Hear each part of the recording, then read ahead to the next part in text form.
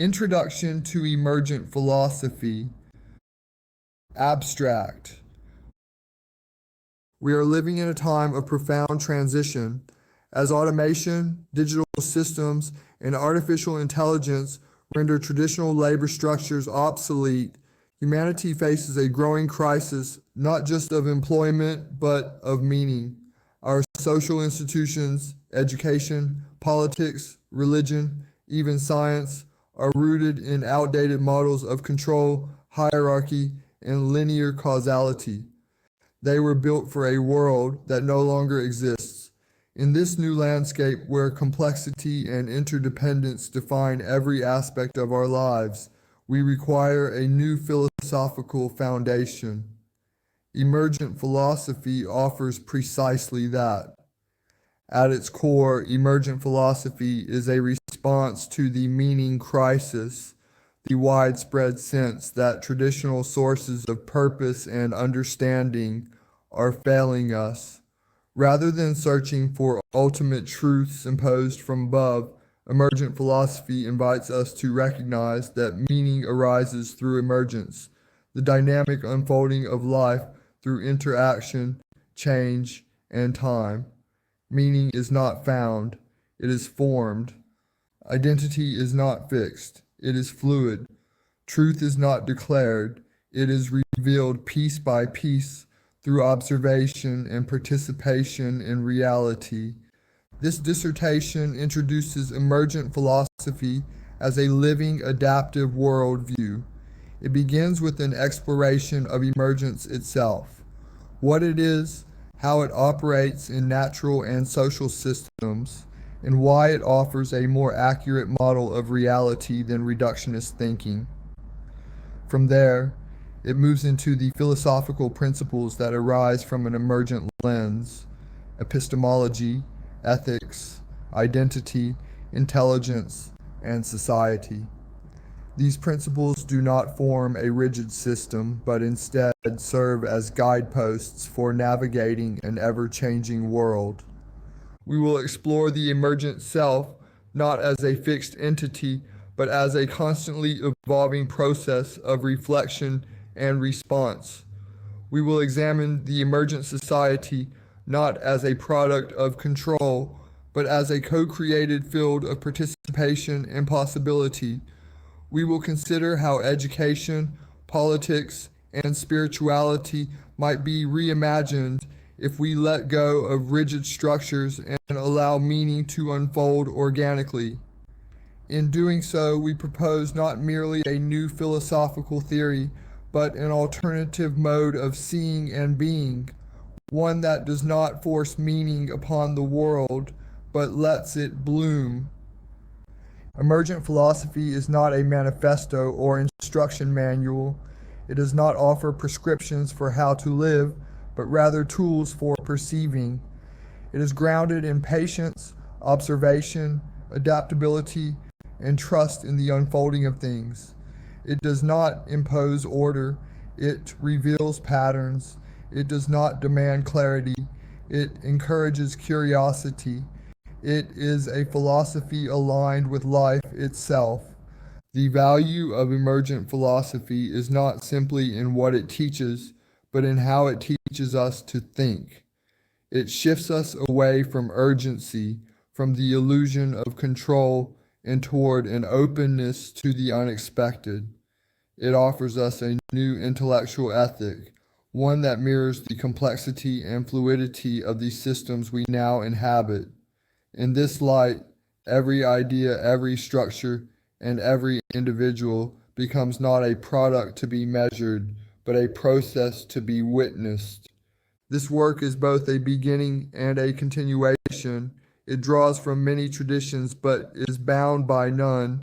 It is a step into a new philosophical territory, one that invites you not to conquer, but to explore. In the age of emergence, philosophy must itself become emergent. Let this be the first movement in that transformation. Introduction to Emergent Philosophy. Chapter 1. The Meaning of Emergence. Introduction. We begin at a threshold, a place between the known and the unknown, between the past that built our frameworks and the future that demands new ones. In the twilight of reductionist worldviews, something is stirring, a recognition that the systems we inhabit, from the biological to the social, cannot be explained by linearity alone. This is where emergence enters, not as a theory to replace others, but as a lens through which everything sharpens into focus. The meaning of emergence is not just technical or metaphysical, it is existential. It offers a language for the things we have long felt but struggled to articulate, the fluidity of identity, the unpredictability of culture, the slow and often silent unfolding of truth. The collapse of linear thinking. The modern world is layered with complexity, from ecosystems and neural networks to global economies and digital consciousness. We are increasingly surrounded by systems that do not yield to simple explanations or linear causality, and yet much of our inherited thinking remains rooted in reductionism, the belief that by breaking things down to their smallest components, we can fully understand the whole.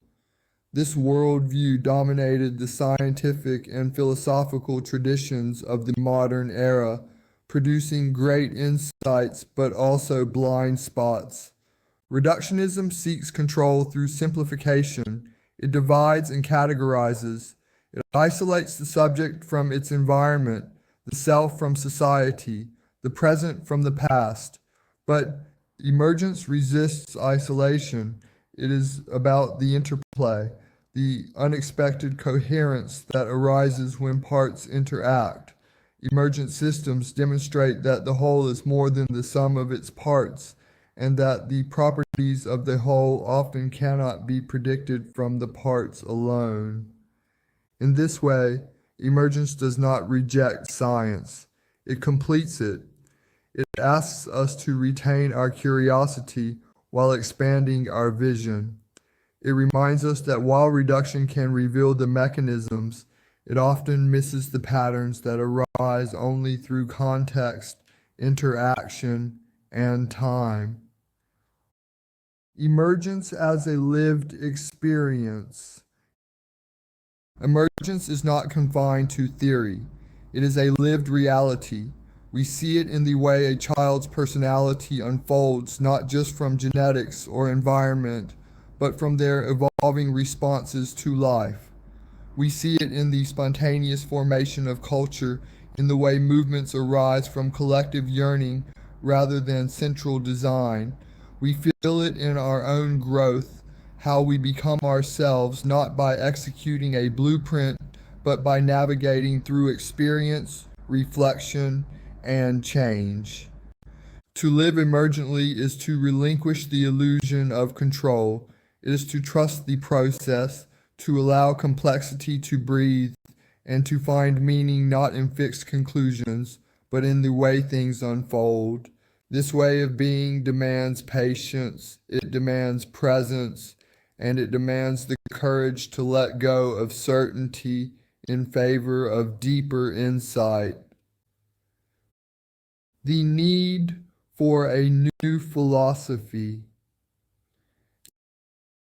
In an age marked by ecological crisis, political instability, and technological upheaval, the limitations of traditional frameworks are being laid bare. We are confronting systems that we can no longer manage through command and control thinking. We are seeing institutions crumble under the weight of their own rigidity, and we are sensing, often painfully, that something new is needed. Not just new tools, but a new orientation. Emergent philosophy rises to meet this need. It does not offer dogma, it offers perspective. It does not declare what to believe, it asks how we might see. It proposes that rather than resisting change, we learn to partner with it. That rather than searching for absolute answers, we deepen our questions. This chapter and the ones that follow will lay the foundation for this new mode of thought. Here we open the door to a philosophy shaped not by finality, but by becoming. Introduction to Emergent Philosophy. Chapter 1. The Meaning of Emergence. Middle. From mechanism to pattern. Emergent systems are not predictable through their parts alone. This simple truth challenges centuries of scientific and philosophical tradition. In reductionism, understanding is gained by deconstructing, by isolating components, variables, and causes. But emergentism suggests that understanding often requires stepping back, observing how components relate, how they form patterns, and how those patterns take on meaning. A single neuron cannot explain consciousness. A single person cannot explain a society. The truth lies not in the fragments, but in the flow. This shift from mechanism to pattern is not just theoretical, it has practical consequences. In medicine, we are learning to treat not just organs, but systems. In psychology, we are moving beyond the individual mind to relational and ecological models of well-being. In economics, rigid models are breaking under the weight of complexity and chaos. Emergent thinking is not simply a counter to reductionism, it is an upgrade in our capacity to perceive. We are not being asked to abandon the tools of science or logic. Instead, we are being invited to extend them, to let them breathe within wider frames of reference. Emergence teaches us to widen our gaze, to shift from the microscope to the landscape, from isolated measurements to relational harmonies. It is in the connections that new possibilities emerge. Self-organization and novelty. Emergent systems are characterized by self-organization. There is no central commander orchestrating the outcome. Order arises through local interactions, through feedback loops, through the delicate balance of chaos and constraint. From flocks of birds to fungal networks, from language to innovation, the most awe-inspiring phenomena often come not from control, but from creative tension. In self-organizing systems, leadership is distributed, intelligence is diffused, agency becomes collective. This changes not only how we understand nature, but how we might understand human societies. Hierarchies, after all, are not the only way to build order. Emergence offers a vision of governance and community rooted in interaction, adaptability, and mutual influence. This is perhaps the most radical implication of emergence: novelty. True emergence is not merely complicated, it is creative. It brings forth something new, something that cannot be reduced to prior states. In evolution, consciousness emerged. In communication, meaning emerges. In human interaction, trust, culture, and even love emerge. These are not programmed, they unfold, and what unfolds is often greater, stranger, and more meaningful than anything we could design. This kind of novelty is not just innovation, it is transformation. It is the appearance of new dimensions, new categories, new ways of being. And such novelty is not always comfortable. It disrupts, it breaks the frame, but it is also what allows for growth, resilience, and depth. In a world of climate collapse, spiritual exhaustion, and political alienation, we do not need more control. We need emergence. Living systems and the pulse of becoming.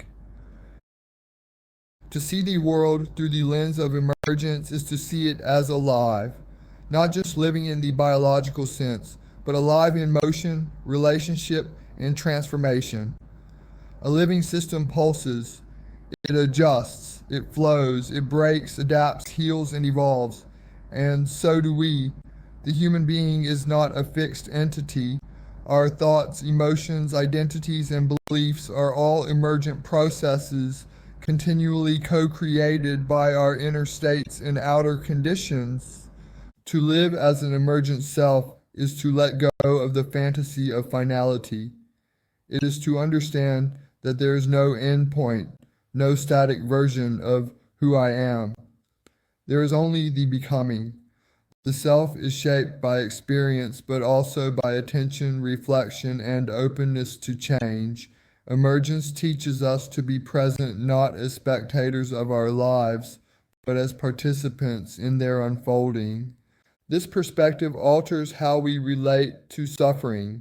In a reductionist model, suffering is a problem to be fixed. In an emergent model, suffering is often a signal, a site of transformation, a breaking that allows new form to arise. This is not romanticism. It is recognition that life itself is emergent, nonlinear, layered, recursive, and deeply interconnected. Our crises are not interruptions to the process. They are often catalysts within it. To live emergently is to tune into this pulse of becoming. It is to resist the urge to solidify too quickly. It is to move in rhythm with change, to listen for what is forming beneath the noise.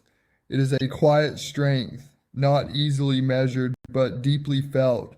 It is the wisdom of roots, of tides, of breathing.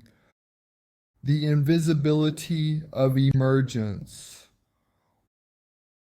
One of the most challenging aspects of emergence is that it is often invisible until it is undeniable. Emergence happens in the background. It brews in the unnoticed spaces, in the slow build of tension, in the unseen connections.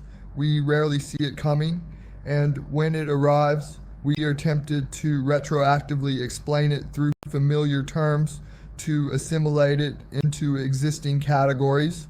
But emergence resists assimilation. It transforms the very ground on which we stand.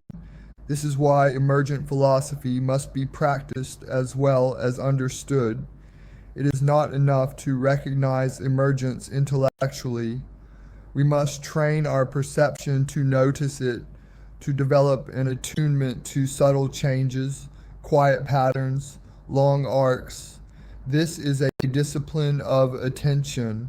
It is a way of knowing that honors uncertainty, embraces slowness, and respects the unknown. Emergence cannot be forced, but it can be invited, and to invite it is to make space. Space in our minds, our institutions, our relationships, our theories. It is to resist the temptation to rush to answers and instead to dwell in questions. It is to stop shouting at the world and begin listening. Introduction to Emergent Philosophy. Chapter 1. The Meaning of Emergence.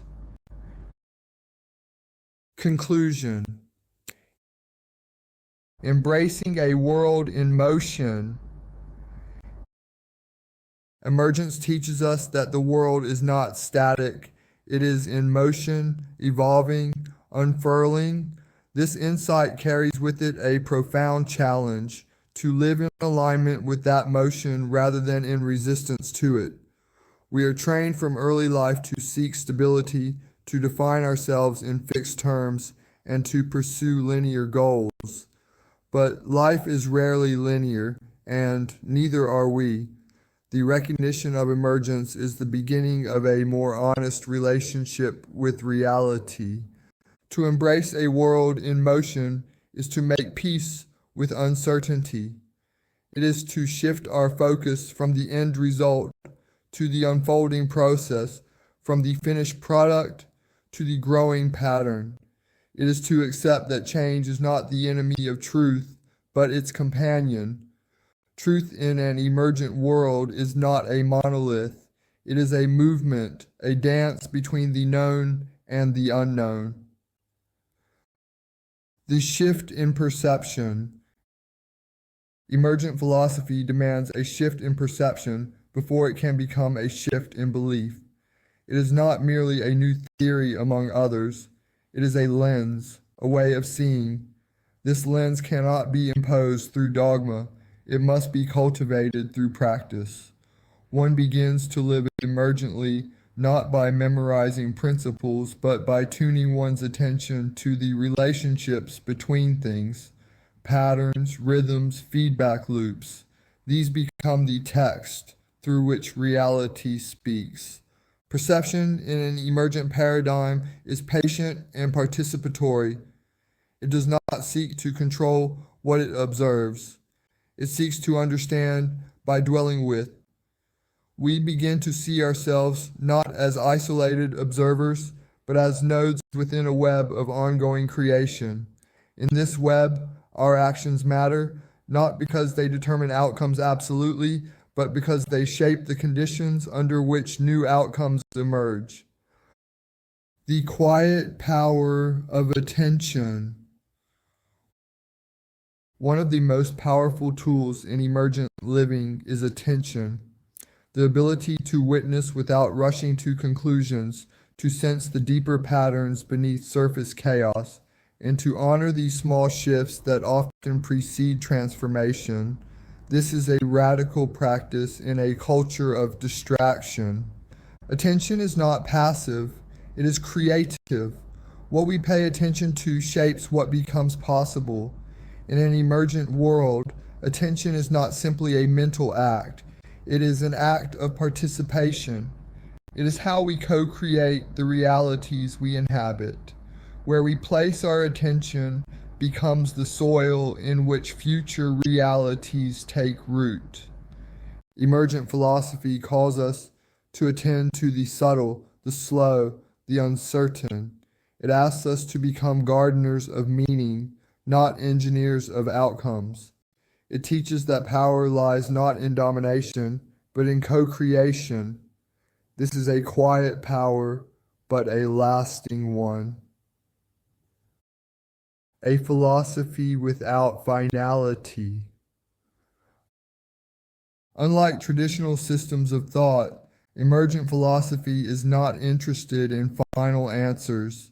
It is a philosophy without a finish line.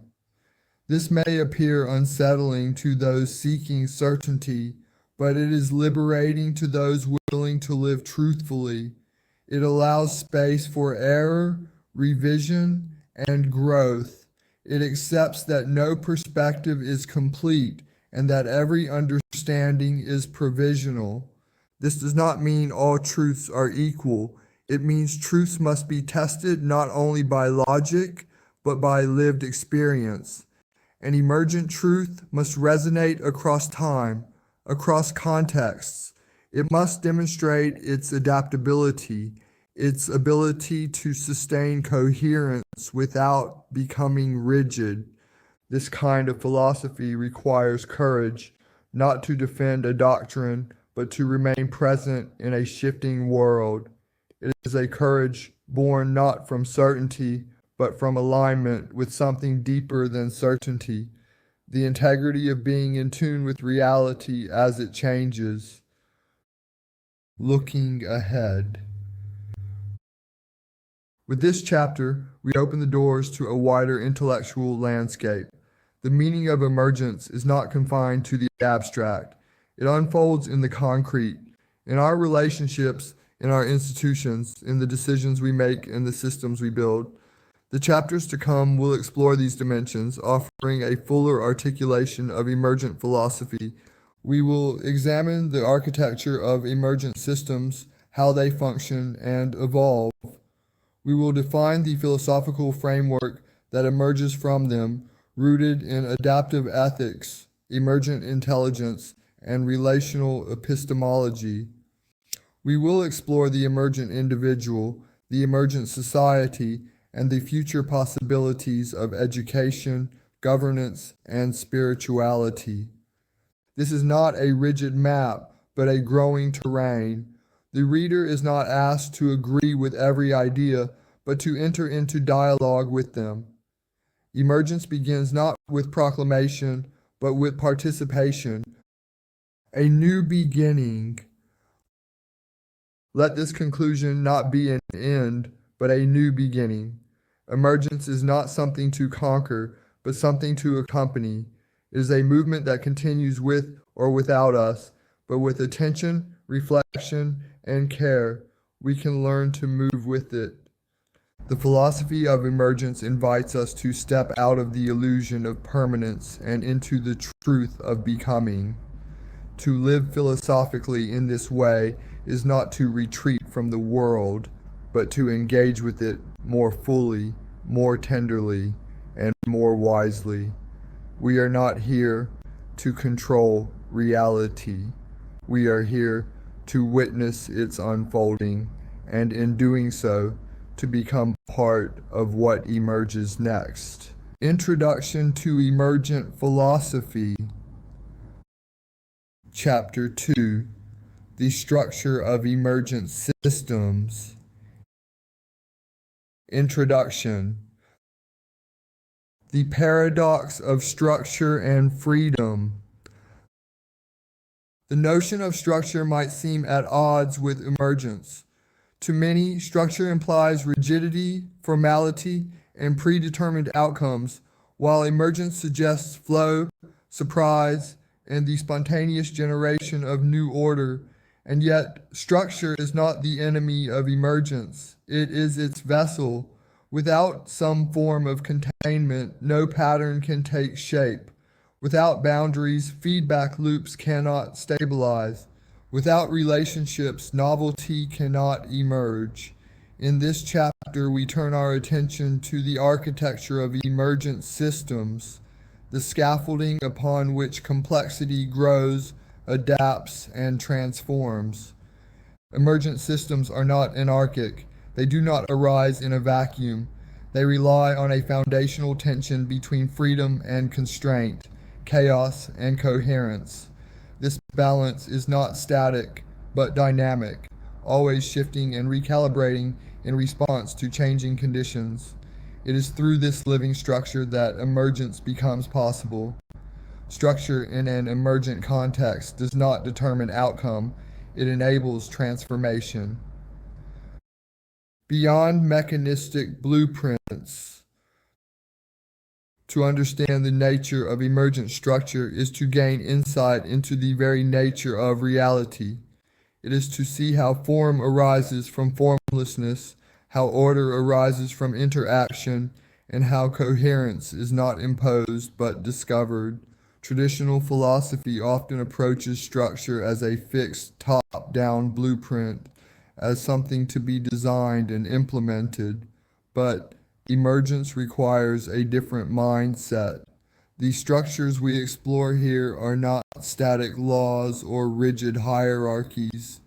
They are patterns, tendencies, probabilities, living forms that evolve through feedback, adaptation, and relational tension. We are moving beyond the architecture of machines into the architecture of living systems. Emergent structures are scaffoldings, not prisons. They are containers that hold possibility, not limits that suppress it. They are spaces in which intelligence, creativity, and complexity can arise without being predetermined. Key characteristics of emergent systems. The structure of emergence is composed of distinct but interrelated features, among them decentralization, no single point of control. Authority and intelligence are distributed across the system. Each part contributes locally, but together forms a coherent whole. Feedback loops. Ongoing interactions shape future behavior. These loops allow the system to adapt, self-correct, and evolve over time. Adaptivity. Emergent systems are responsive. They change in response to internal shifts or external pressures without requiring a master plan. Non-linearity. Small inputs can lead to large outcomes, or none at all. The path between cause and effect is rarely direct. Relationality. The value and meaning of any component depends on its relationship to the whole. Nothing exists in isolation. These features are not separate modules, but dynamic aspects of the same fluid architecture. They work together to generate order from the bottom up. Nature's blueprint.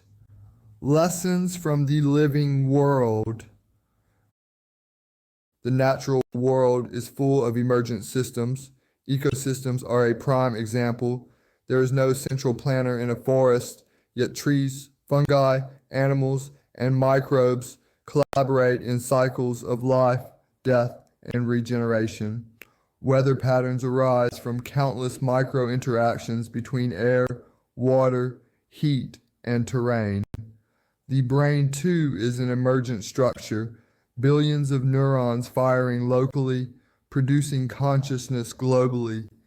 In all these cases, we see the same underlying principles, local rules leading to global behavior, structure without central command, adaptability through interaction. The natural world is not a machine. It is a network, a conversation, a symphony of evolving relationships. The beauty of emergent systems is not just in their complexity, but in their elegance.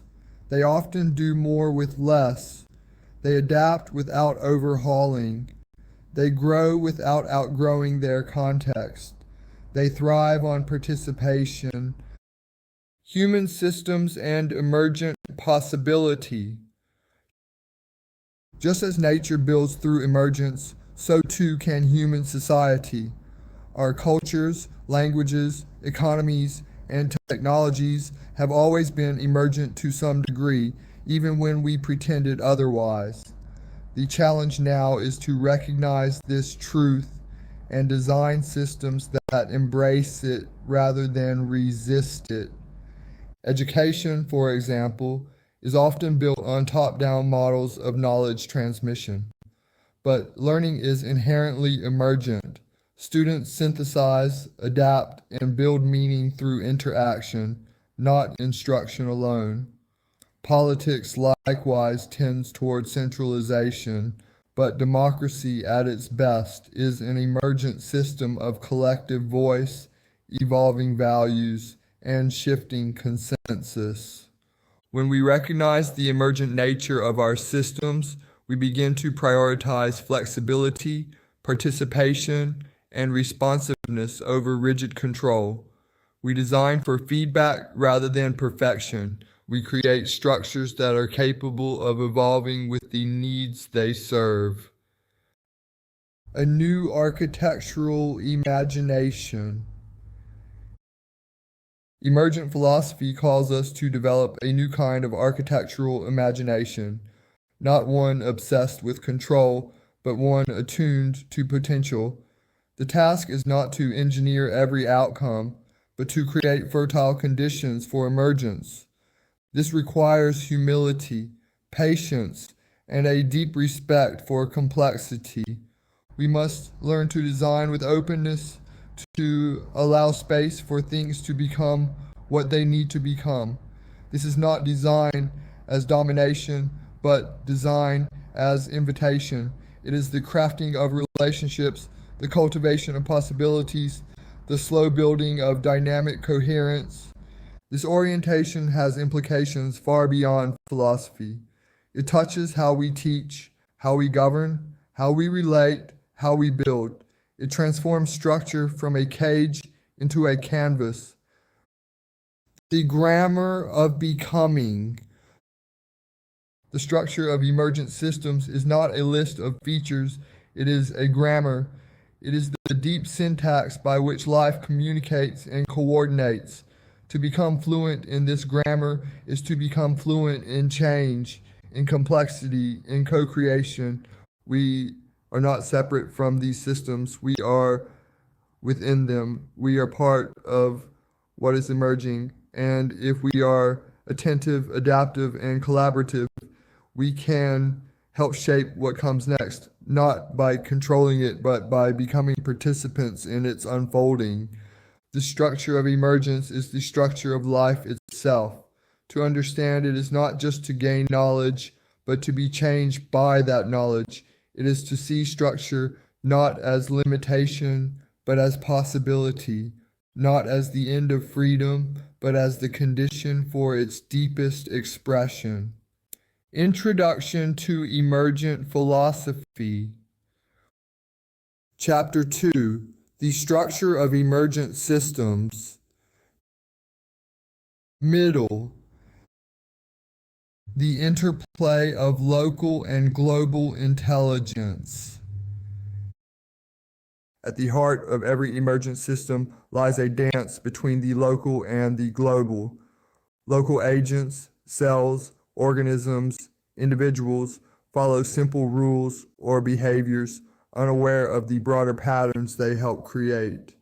Yet, when these agents interact across a network, new forms of intelligence and coherence emerge at a higher level. This paradox is one of emergence's most profound revelations. The parts need not understand the whole for the whole to come into being. Consider how birds flock. Each bird reacts only to the movements of its nearest neighbors. There is no leader, no central controller issuing commands, and yet a flock moves as one, fluid, responsive, beautiful. This emergent behavior arises from local interaction alone. The same is true of ant colonies, schools of fish, and even the human brain. Neurons fire based on local inputs, but consciousness, an experience no single neuron holds, emerges across the network. The lesson here is profound.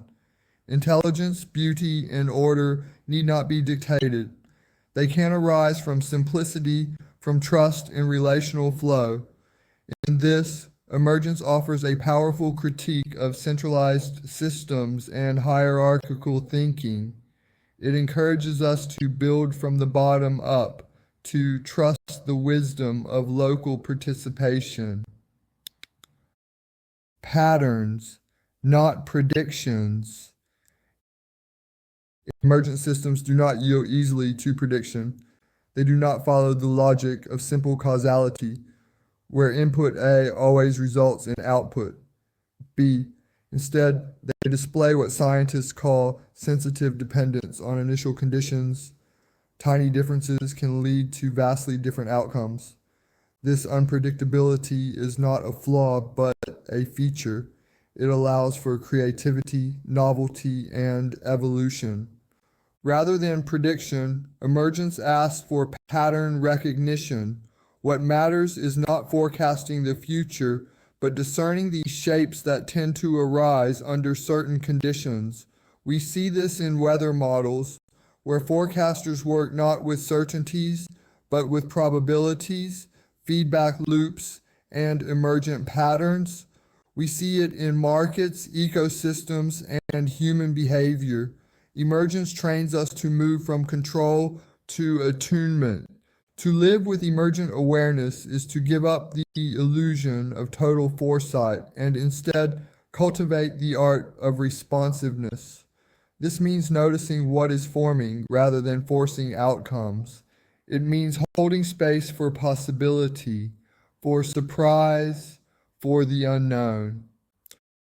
Dynamic equilibrium and the edge of chaos. Emergent systems often exist on the boundary between order and chaos. This threshold, known in complexity science as the edge of chaos, is where systems are most adaptive, most creative, most alive. Too much order, and a system becomes brittle. Too much chaos, and it disintegrates. But at the edge, Where structure and freedom meet, life thrives. This is where transformation happens. In biology, cells operate on this edge, structured enough to maintain form, fluid enough to adapt. In culture, revolutions emerge not from total breakdown, but from tension at the margins. Innovation, whether technological or spiritual, emerges when systems are pressed to evolve, but not overwhelmed. Living on this edge requires courage. It demands that we let go of total control without succumbing to chaos. It is a space of tension, of paradox, of creativity. It is where emergence happens in real time and where philosophy must learn to dwell. Nested systems and fractal coherence. Emergent systems are often nested within one another. A single cell is part of an organ, which is part of a body, which is part of a community, which is part of a species, which is part of an ecosystem. Each layer has its own integrity, but all are interdependent. This nesting is not linear, it is fractal. The same patterns repeat at different scales. This fractal coherence offers a unifying view of life. It shows us that emergence does not occur in isolation. The behavior of each level affects those above and below. A disruption in a single cell can affect the health of an entire body. A change in local culture can ripple across global civilization. Recognizing these nested patterns is crucial to emergent philosophy. It invites us to think relationally, to act with awareness of scale and context, and to appreciate how small actions can resonate beyond their apparent boundaries. Constraints as catalysts. In traditional thinking, constraints are often seen as obstacles, but in emergence, constraints are conditions for creativity. They provide boundaries within which new forms can develop. The structure of a riverbed, for example, channels water into patterns of flow and turbulence. The rules of grammar enable infinite expression in language. Biological limits generate evolutionary adaptations. The presence of constraint invites innovation. It forces the system to explore new paths, to reconfigure itself. Emergence thrives under such pressure. This reframes how we approach challenges. Rather than resisting constraint, we can ask how to design or adapt it in ways that foster healthy complexity. A key insight here is that constraints are not external impositions. They can emerge from within. Social norms, self-imposed disciplines, ethical boundaries, all can be emergent constraints that shape growth without dictating it. Introduction to Emergent Philosophy. Chapter 2, The Structure of Emergent Systems. Conclusion. Returning to the architecture of life. The study of emergent systems is not merely a technical or theoretical pursuit. It is a return to the architecture of life itself. From the quiet pulse of cellular intelligence to the vast networks of society, emergence is the principle that guides growth, connection, and evolution. This chapter has brought us face to face with the underlying dynamics that shape our world, not from above, but from within. The structure of emergent systems is not a rigid framework, but a symphony of interactions, a grammar of becoming that invites us to co-create with the forces already at play. We have seen that emergence arises not despite complexity, but because of it. It thrives in tension, adapts through interaction, and reveals itself through patterns too fluid to be grasped by reductionist logic. And most importantly, It teaches us that intelligence and creativity need not be dictated from above. They can, and often do, arise from the ground up. The ethics of emergent design. Understanding the structure of emergent systems challenges us to rethink how we design the world around us.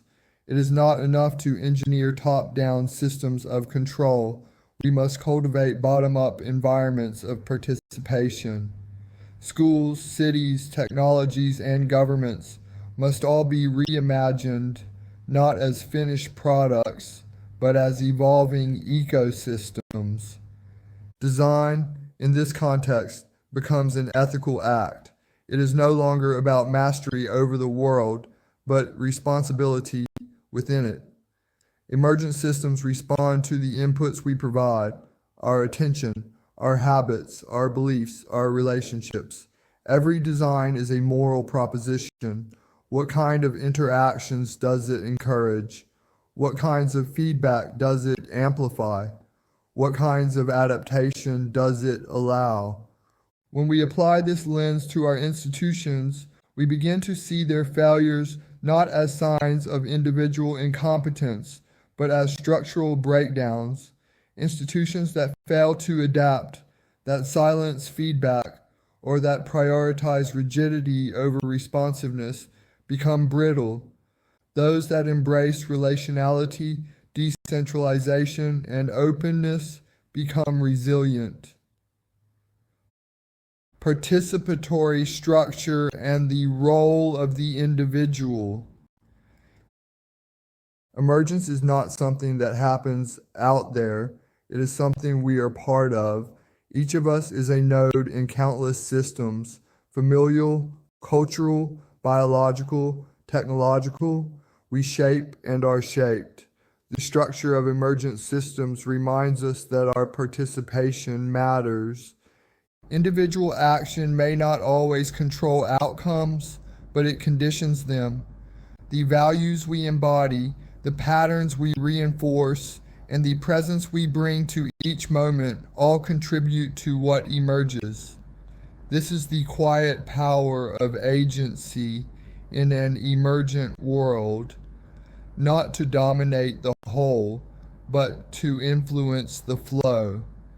Living with emergent awareness means accepting that we are not omnipotent, but we are significant. Our choices ripple outward. The meaning we make today becomes part of the structure within which others must act tomorrow. Designing for the unknown. To design with emergence in mind is to plan for the unexpected. It is to build systems that can flex, evolve, and learn. It is to create structures that can fail gracefully and regenerate intelligently. Rather than seeking to eliminate uncertainty, we begin to embrace it as a condition of growth.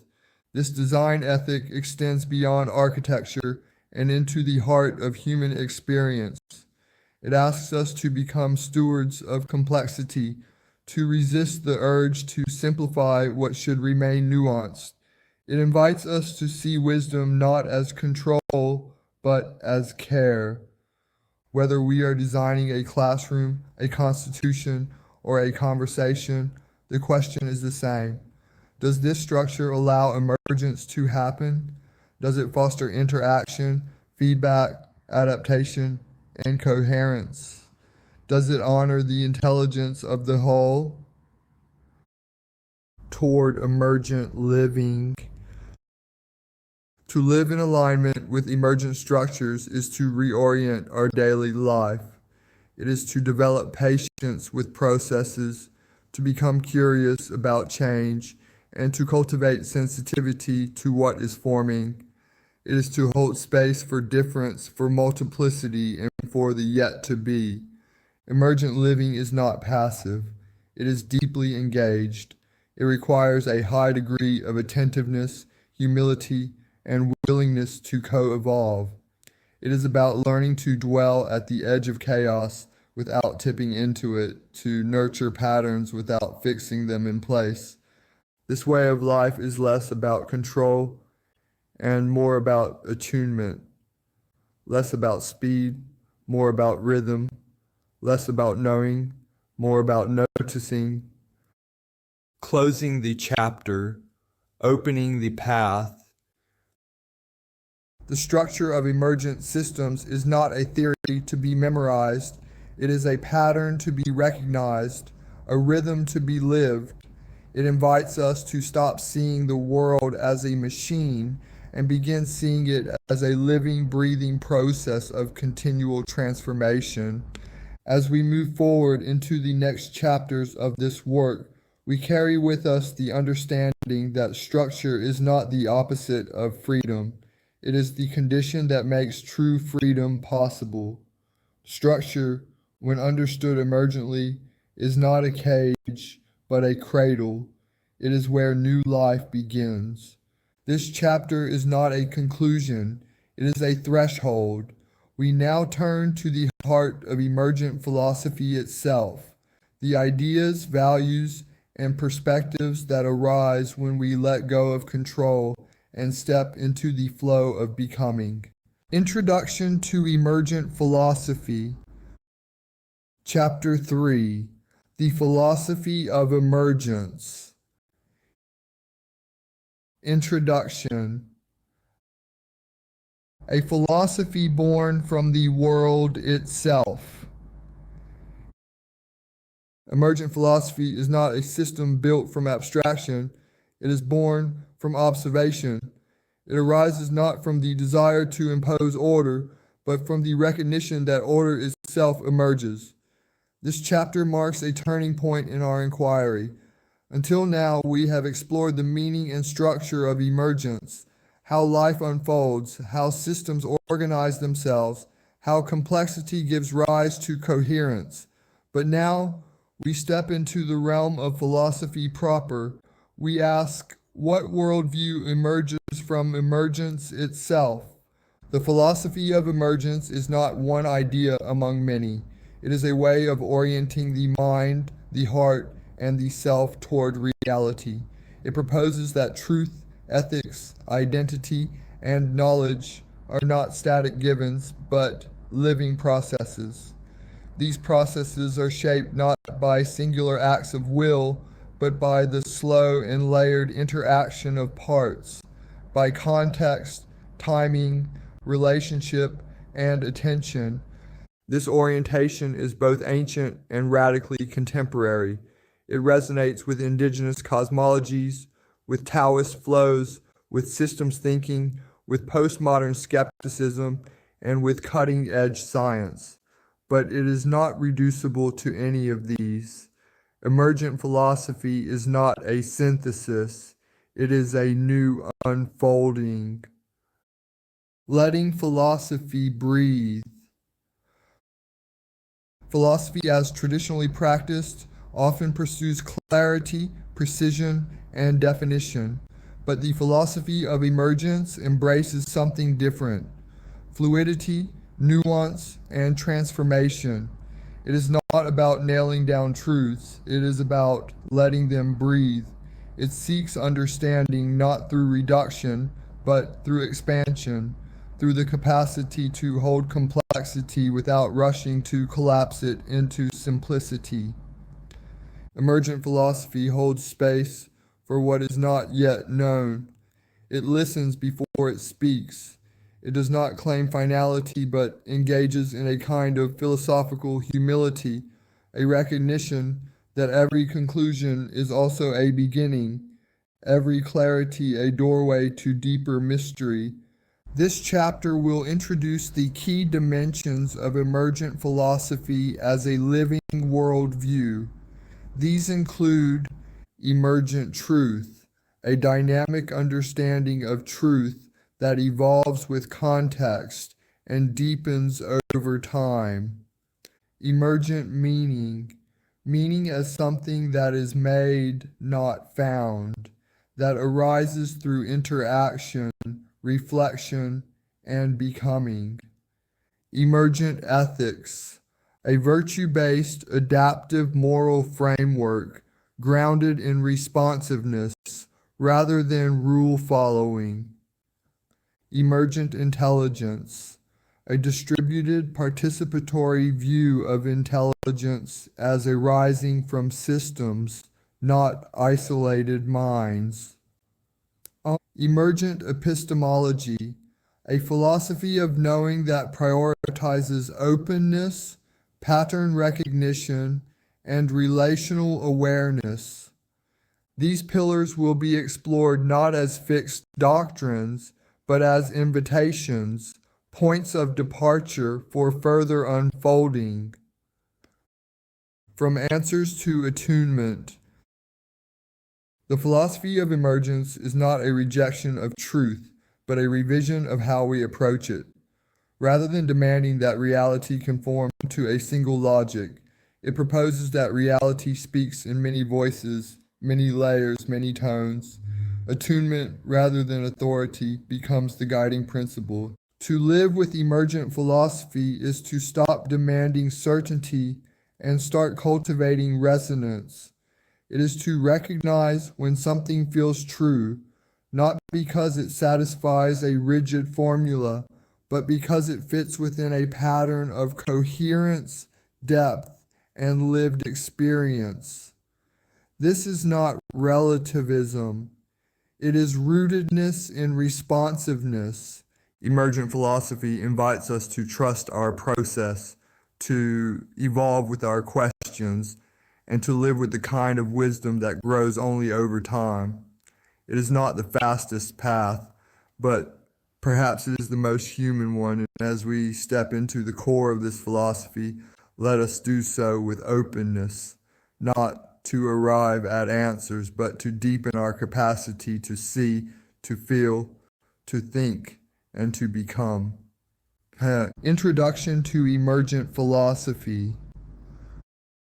Chapter 3, The Philosophy of Emergence. Middle. Emergent truth, a living relationship with reality. In traditional frameworks, truth is often imagined as fixed, a static correspondence between a statement and a fact, a mirror held up to reality. Emergent philosophy challenges this by offering an alternative, truth as something that unfolds. Rather than being discovered like an artifact, truth in this view is grown, nurtured by experience, context, and time. Emergent truth is not relativistic. It is grounded in coherence, depth, and responsiveness. It honors that some truths endure across contexts, but it also recognizes that what holds true in one system, one moment, or one scale may not translate directly into another. This does not weaken truth. It makes it stronger, more adaptive, more alive. We learn emergent truth by living, observing, and listening. It reveals itself not in formulas, but in felt resonance, in the sense that something fits, that it belongs within the current pattern. It is a truth that evolves with us, that adapts as we do. To engage with emergent truth is to treat reality as a partner, not an object. Emergent meaning, formed through relationship. Meaning is not handed down. It is formed in motion, in relationship, in participation. In a mechanistic worldview, meaning is either externally assigned or innately embedded. In emergent philosophy, it is neither.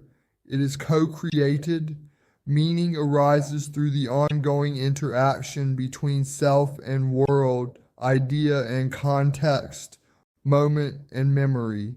We do not find our purpose as if it were buried treasure. We build it piece by piece in conversation with others, with time, and with the situations life presents us. Meaning is not a fixed destination. It is a directional flow, a pattern that takes shape only through the act of living. To live with emergent meaning is to trust the creative capacity of the moment. It is to see significance not only in grand narratives, but in the ordinary, the quiet, the overlooked. It is to become a meaning maker, not through control, but through presence. Emergent ethics, virtue in a changing world. In many ethical systems, rules are treated as universal and absolute, but in an emergent world, rigid rules can become brittle. What we need are principles that adapt. Emergent ethics is rooted not in law, but in virtue, in the cultivated habits of attention, care, courage, and humility that guide us through complexity. Ethics in this view is not about applying a template to every situation. It is about learning how to respond with integrity, attuned to the particular without losing the universal. It is about knowing that kindness may look different in different moments, but its spirit must remain. Emergent ethics is lived in context.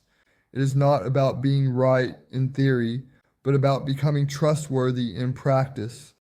It asks not only what should I do, but what does this situation need from me? It is less about command and more about contribution. This shift transforms ethics from a system of rules into a way of being. It becomes a practice of presence, discernment, and relational depth. Emergent intelligence, beyond the individual mind. Intelligence has long been tied to the individual, measured in IQ scores, isolated cognition, and personal achievements. But in the emergent view, intelligence is not confined to minds. It exists in systems, in families, cultures, technologies, ecologies. It is distributed, participatory, and deeply relational. A school of fish, a network of neurons, a team of collaborators. Each demonstrates a form of intelligence that cannot be reduced to its parts. These systems adapt, innovate, and respond. Emergent intelligence is not about centralized genius, but about collective attunement. This reframing has profound implications. It means that wisdom can come from anywhere if we know how to listen.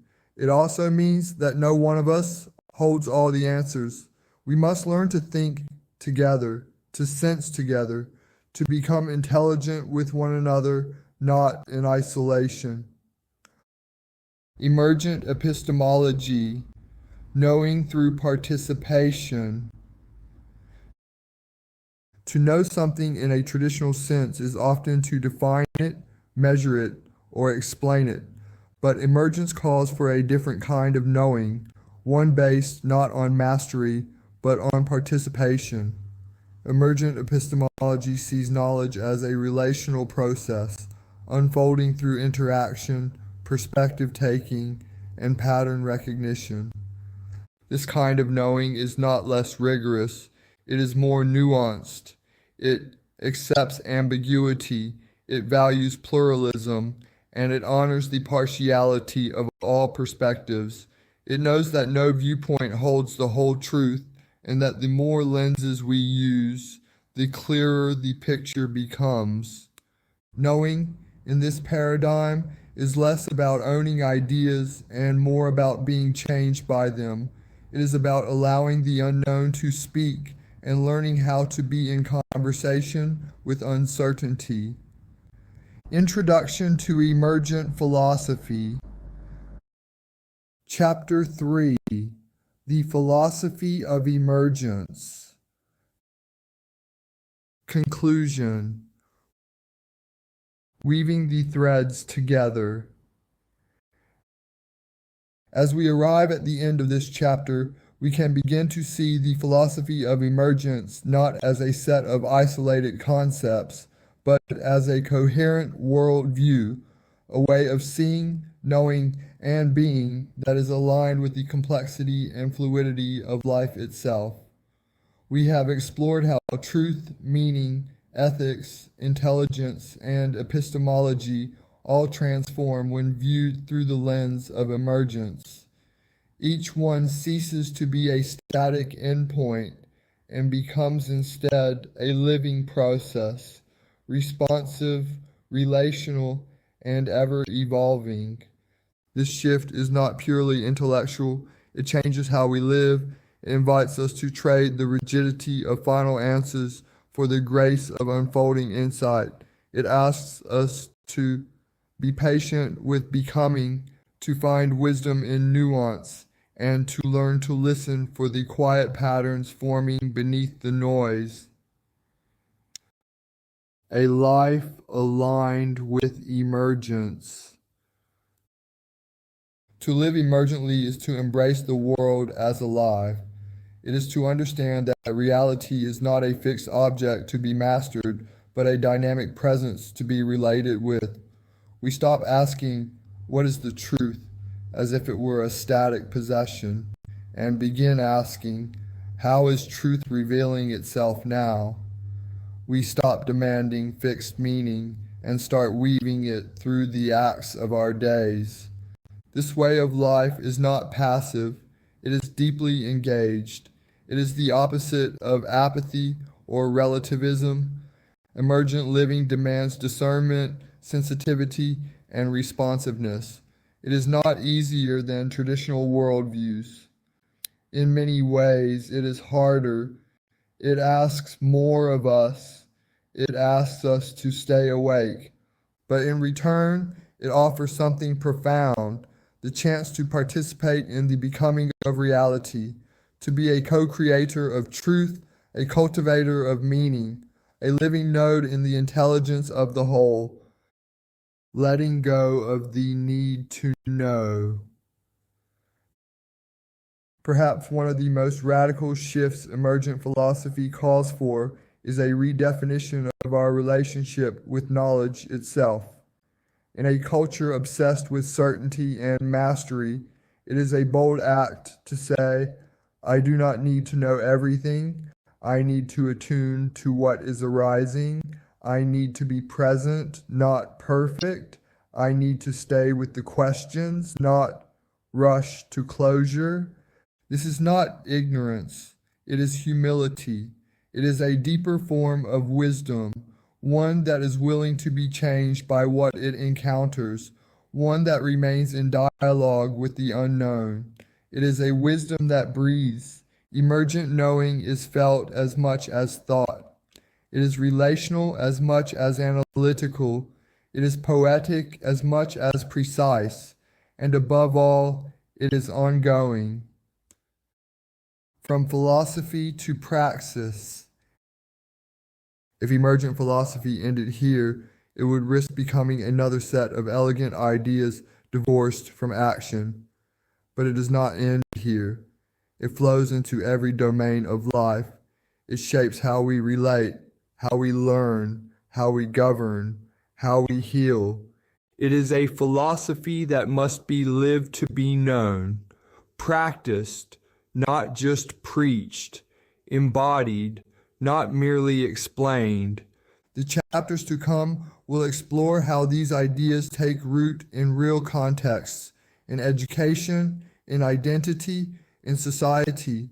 But even here we can begin to sense the ethical force of emergence, a call not just to think differently, but to be differently, to move through the world with curiosity, care, and courage, to treat each moment not as a problem to solve, but as a field in which meaning may emerge.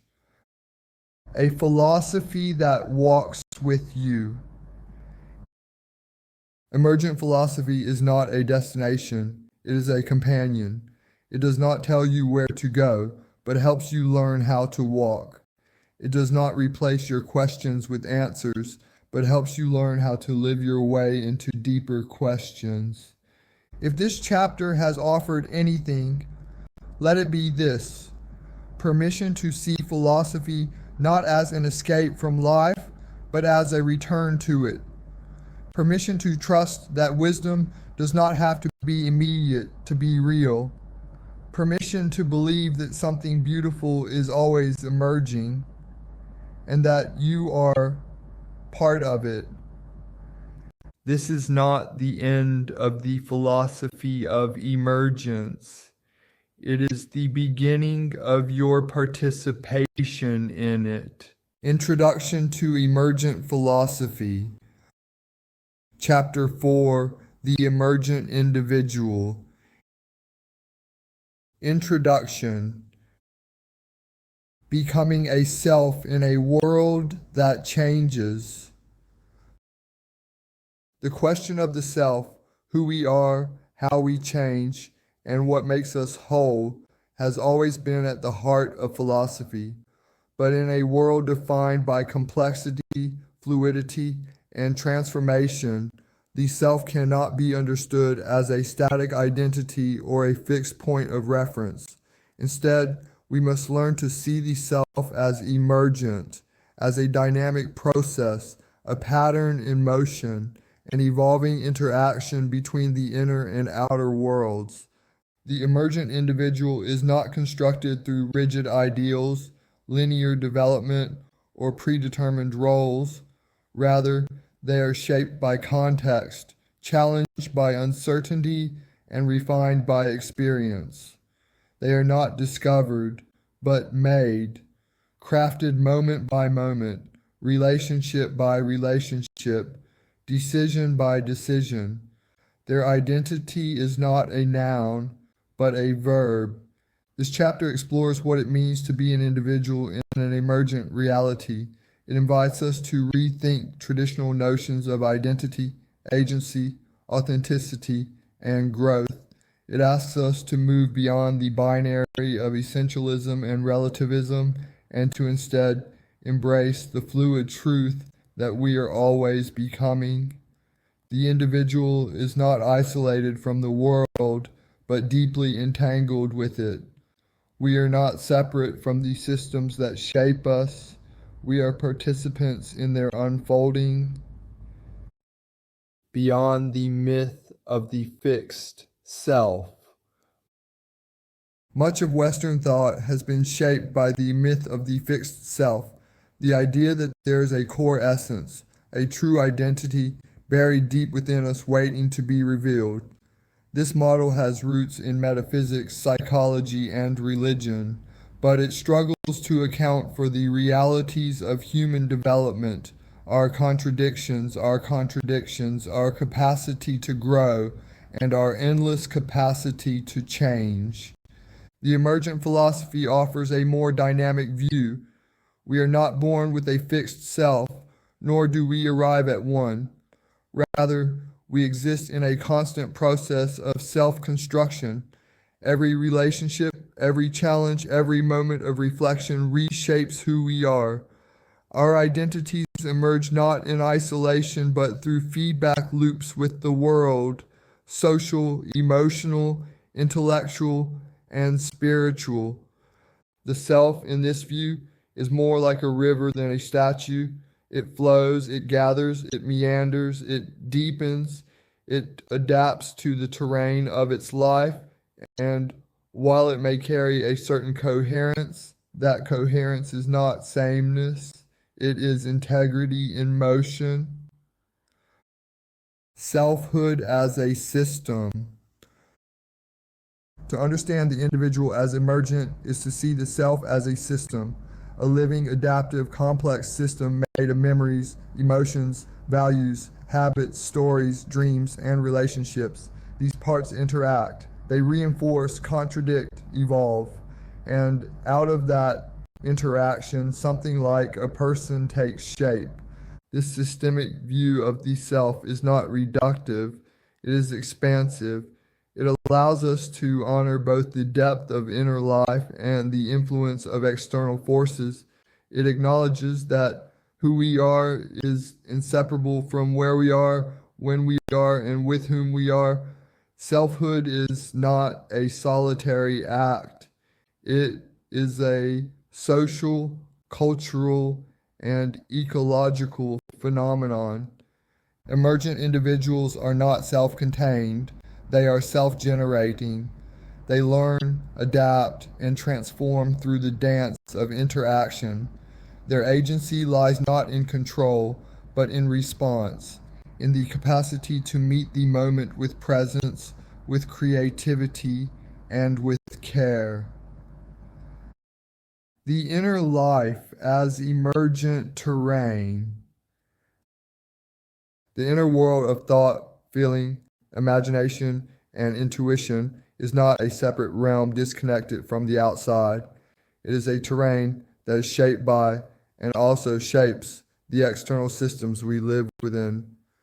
Our thoughts are not private, they are dialogical. Our emotions are not irrational, they are responsive.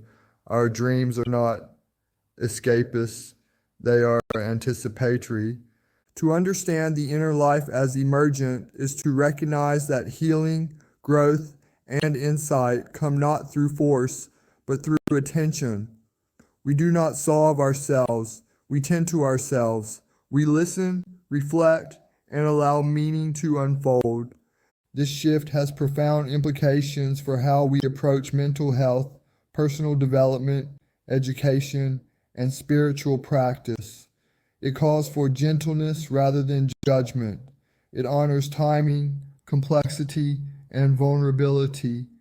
It teaches us to walk with ourselves rather than try to fix ourselves. The emergent individual is not someone who has arrived. They are someone who is present. They are not a finished product, but a living process.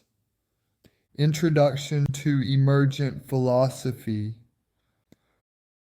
Chapter 4, The Emergent Individual. Middle, the ecology of identity. To understand identity as emergent is to see it not as a possession, but as a process shaped by an ever-changing ecology of relationships, contexts, histories, and inner states. Identity is not something we have, it is something we do. It emerges through interaction, through reflection, and through the stories we tell ourselves and others. It is performed, remembered, and anticipated all at once. The self is a site of ongoing negotiation. We become who we are in conversation with the environments we inhabit, cultural, digital, familial, spiritual. Identity is not formed in isolation, nor is it imposed from above. It emerges through continuous feedback between who we feel we are, how others see us, and how the world responds. This means that identity is not a mask hiding a deeper truth. It is the truth of becoming. There is no singular, fixed essence to uncover. Instead, there are layers of memory, meaning, and momentary coherence. We are not less real for being dynamic. We are more real, more attuned to the living complexity of human life. Growth as iteration, not ascension. In an emergent view of the self, growth is not a climb up a ladder toward perfection. It is a spiral, a recursive deepening into self-understanding, a looping process of trying, failing, adjusting, and becoming. We do not evolve through linear steps, but through layered iterations. Each cycle adds nuance, resilience, and integration. Growth in this frame is about responsiveness, not mastery. It is about learning how to meet life more fully, not how to control it. It involves learning how to listen inwardly and outwardly, how to recalibrate when needed, and how to remain open to transformation even when it feels uncomfortable. This model honors the wisdom of regression, the intelligence of pause, the value of discomfort. It teaches that stepping back, falling apart, or re-evaluating one's path is not failure. It is part of the spiral. Emergent growth requires space, grace, and time. It cannot be rushed or optimized. It must be lived. Vulnerability as source of transformation. In traditional views, vulnerability is often seen as weakness, something to overcome or hide, but in the emergent self, vulnerability is reinterpreted as a condition of transformation. It is the site where fixed identities soften, where new insights enter, and where meaning begins to shift. Vulnerability allows the self to be porous, to receive feedback from the world, and to risk change. Without vulnerability, there is no openness, and without openness, there is no emergence. Rather than resisting vulnerability, the emergent individual leans into it, not recklessly, but courageously. They understand that to grow is to be affected, to be moved, to be undone and remade. Vulnerability becomes a site of ethical practice. It is where empathy is born, where truth is felt, where connection takes root. Agency as participation, not control. Traditional notions of agency often revolve around autonomy and willpower, the ability to impose one's desires upon the world. But emergent philosophy reframes agency not as domination, but as participation. True agency lies not in how much control we exert, but in how skillfully we respond. The emergent individual acts not from isolated will, but from attunement to what the moment calls for. This does not mean passivity. It means responsiveness. It means becoming co-creators with our conditions, finding freedom within form, and moving in rhythm with the evolving present. Agency, in this view, is distributed. It arises from our networks, our histories, our values, and our communities. We do not act alone. We act with, through, and because of the relationships that make us who we are. Wholeness without finality. The emergent self is not aiming for completion, but for coherence. Wholeness does not mean perfection. It means integration. It means being able to hold one's contradictions, wounds, dreams, and questions within a wider pattern of self-understanding. To be whole is not to be finished. It is to be able to flow. It is to be able to navigate complexity without collapsing. It is to be able to say, this too is part of me, without losing the thread of who we are becoming. In this sense, wholeness is not a destination. It is a practice.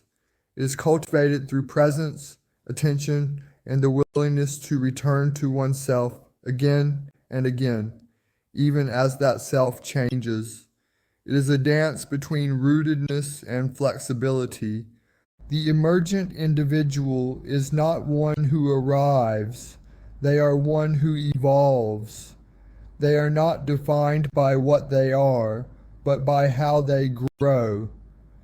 Introduction to Emergent Philosophy.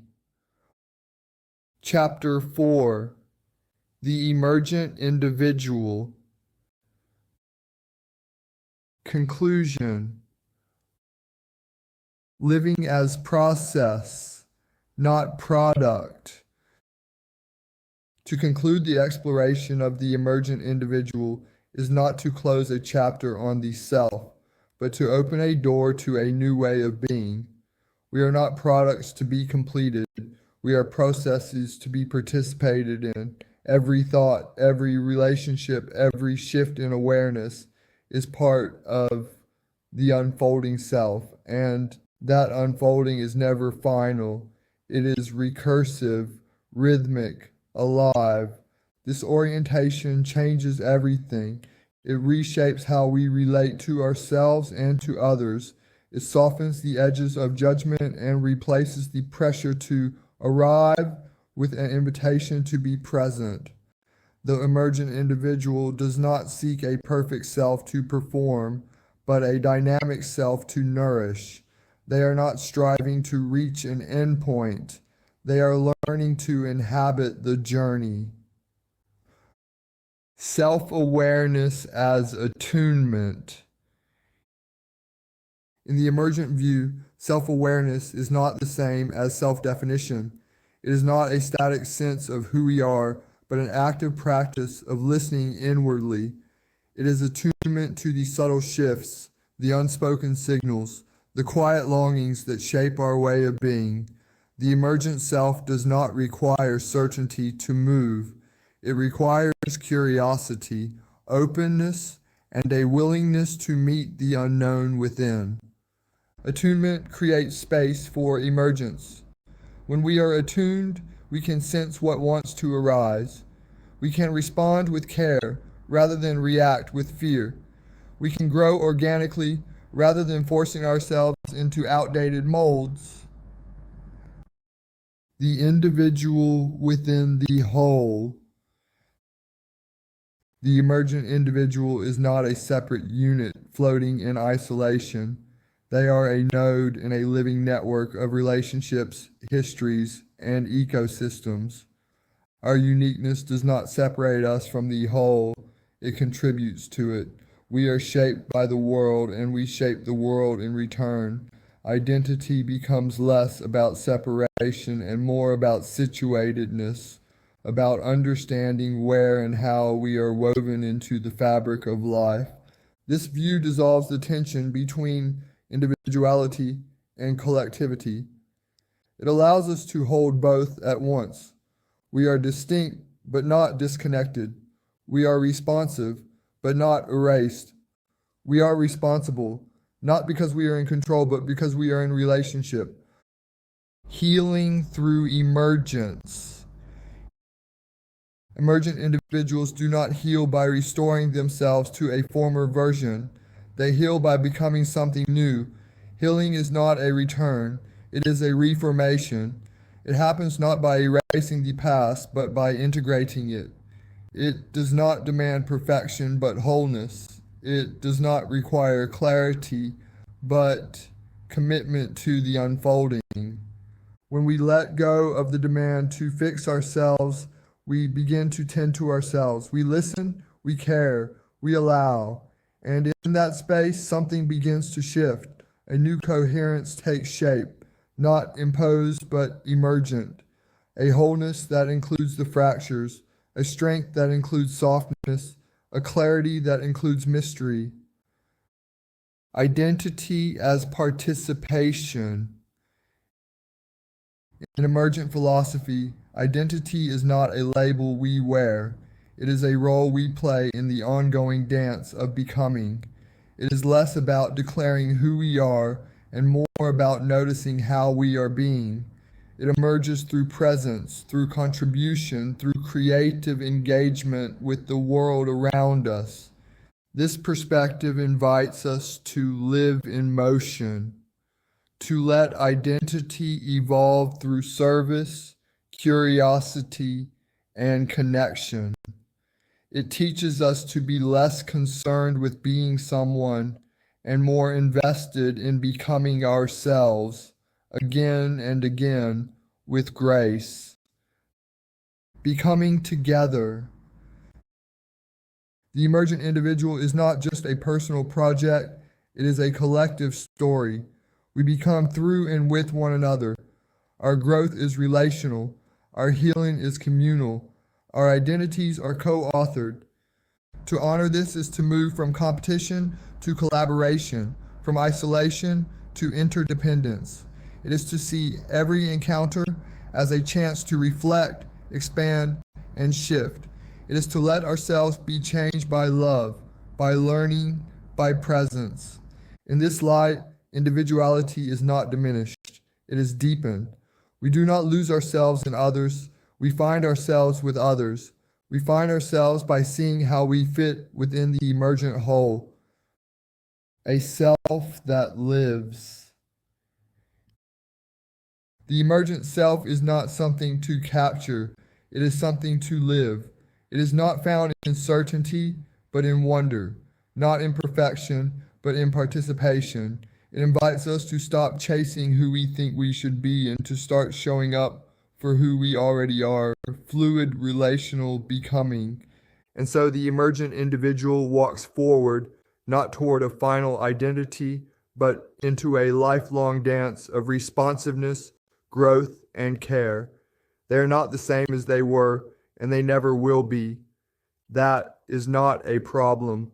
That is a gift. Introduction to Emergent Philosophy. Chapter 5, The Emergent Society. Introduction. Rethinking the social contract.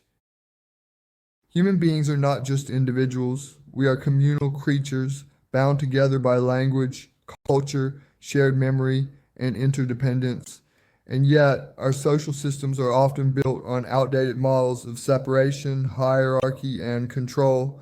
They are designed to manage populations, enforce norms, and maintain order, not to nurture growth, resilience, or meaning. In this chapter, we turn our attention to society itself, not as a finished product, but as an emergent field of becoming. The emergent society is not a utopia. It is not a perfect design waiting to be implemented. It is a living system, shaped moment by the values we embody, the structures we maintain, and the relationships we foster. It is less about control and more about coordination, less about rules and more about rhythms, less about preserving what is, and more about enabling what could be. This chapter invites us to reconsider the foundations of social life. What makes a society coherent? What allows it to evolve? What kinds of structures support human flourishing, not just in theory, but in practice? The answers we propose are not found in rigid ideologies or technocratic blueprints, but in the subtle interplay between structure and spontaneity, between agency and ecology. From systems of control to systems of participation. Much of modern society is built on command and control models. Bureaucracies, nation-states, and corporate structures operate through centralization, surveillance, and standardization. These systems can be efficient, but they are also brittle. They struggle to adapt, to listen, to respond. They treat people as units rather than participants. They prioritize stability over emergence. An emergent society, by contrast, is participatory by design. It distributes power rather than hoarding it. It fosters feedback loops, open dialogue, and decentralized decision-making. It learns from its own failures. It adjusts in real time. It treats every citizen not as a problem to be managed, but as a node in a living network of co-creation. This shift is not cosmetic. It is philosophical. It requires reimagining governance, education, economics, and culture as fields of interaction rather than instruments of control. It demands that we move from reactive systems to responsive systems, from institutions that resist change to institutions that evolve with it. Culture as an emergent process. Culture is not manufactured, it is cultivated. It emerges through the shared language, rituals, aesthetics, and values of a people. It is shaped by art, technology, memory, and myth. It cannot be legislated into being, nor can it be fully engineered. It must be tended to like a garden, not forced like a machine. The emergent society sees culture not as a fixed identity to defend, but as a space of creative possibility. It recognizes the role of artists, storytellers, and community builders as vital to the health of the whole. It honors the pluralism of perspectives, the tensions between tradition and innovation, the beauty of difference without fragmentation. In an emergent cultural ecosystem, no single voice dominates. Instead, coherence arises through resonance. Truth is not shouted, it is revealed through collective attention and shared experience. This makes culture not a static inheritance, but a living conversation. Reimagining power. Power in traditional systems is often defined by control over resources, over narratives, over people. But in an emergent society, power is redefined as capacity, the ability to influence, to inspire, to coordinate, to connect. It becomes less about domination and more about stewardship. This new form of power is relational. It flows through trust, credibility, creativity, and care. It emerges where there is transparency, shared purpose, and mutual respect. It is not something to seize, it is something to generate together. To reimagine society is to reimagine power, not as a zero-sum game, but as a field that grows as it is shared. The more we empower others, the more powerful our systems become, not in control, but in coherence. A society that breathes. The emergent society is not a final answer. It is an ongoing experiment. It is a pattern of relationships in constant motion. It learns from the past, but is not bound by it. It honors the needs of the present while creating space for the future. It holds complexity without collapsing into chaos. It breathes. This chapter will explore how we might build such a society, not from scratch, but from within what already exists. How do we repattern our institutions, our economies, our communities to better support emergence? How do we design for adaptability, for resilience, for meaning? How do we grow a world in which the collective becomes a site of creativity, care, and co-evolution? These are not questions with easy answers, but they are the questions that matter.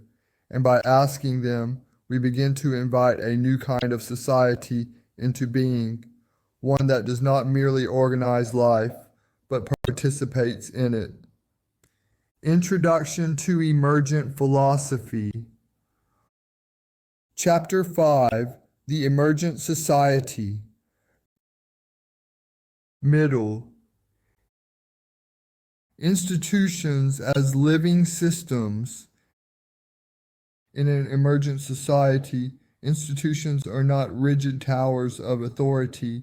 They are living systems that evolve, adapt, and respond.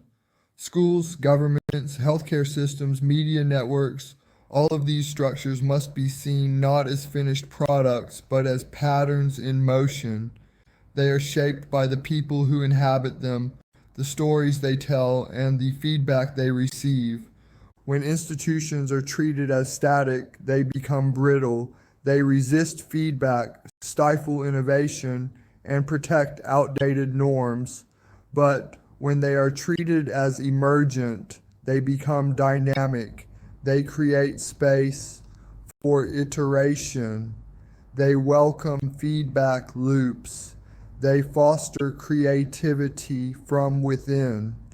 This shift requires that we design institutions not as top-down enforcers of order, but as platforms for participation. We must ask, how can a school learn? How can a government adapt? How can a health system listen and evolve? The answers lie in embracing emergence not only as a theory, but as a guiding ethic of design. Education as emergent learning. Education in the emergent society is no longer about transmitting fixed knowledge from teacher to student. It becomes a collaborative inquiry, an ecosystem of curiosity, experimentation, and shared discovery. Learning becomes less about mastery and more about responsiveness. In this model, students are not passive recipients, but active co-creators. Teachers are not authorities above the process, but facilitators within it. Classrooms become living systems where knowledge evolves through dialogue, reflection, and real-world interaction. Emergent education emphasizes critical thinking, emotional intelligence, pattern recognition, and the cultivation of virtues. It honors difference, fosters adaptability, and nurtures the unique emergence of each learner. The goal is not conformity, but coherence, an individual and collective coherence that grows organically. Democracy as a living conversation. Democracy in its healthiest form is not a static system of voting every few years. It is an ongoing conversation, a participatory process of shaping the common good. In an emergent society, democracy expands beyond ballots and debates. It becomes a culture of listening, deliberation, and mutual learning. This requires platforms that support transparency, inclusivity, and nuance. It also requires a cultural shift, from winning arguments to building understanding, from defending ideologies to co-creating visions. The emergent citizen is not a passive voter. They are an active steward of the commons. Emergent democracy thrives on small-scale participation, local councils, community circles, digital assemblies. These structures allow for agility and intimacy. They bring politics closer to the people and people closer to each other. Economy as a field of exchange and meaning. In a society driven by emergence, the economy is reimagined as more than a marketplace of transactions. It becomes a relational field, a place where value is co-created through trust, innovation, and service. Profit is not the only metric. Well-being, sustainability, equity, and contribution also matter. The emergent economy is diverse. It includes cooperatives, mutual aid networks, social enterprises, and gift economies. It decentralizes wealth and empowers local initiative. It redefines labor not as mere productivity, but as meaningful participation in collective life. This view also invites us to rethink scarcity and abundance. In a world of digital creation, shared knowledge, and regenerative practices, abundance is not about extraction. It is about collaboration. The emergent economy thrives where people are empowered to create, share, and support one another. Justice as relational repair.